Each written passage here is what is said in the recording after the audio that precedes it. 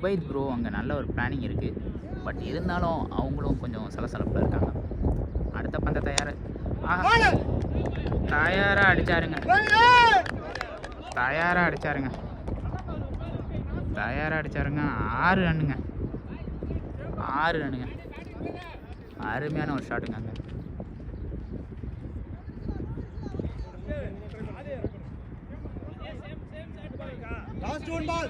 கடைசி பந்துங்க.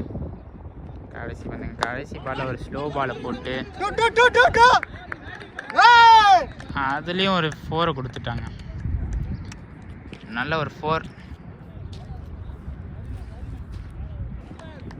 Over அப்புங்க. Match முடிஞ்சுங்க. First half முடிஞ்சு 146 8 விக்கெட்டுங்க.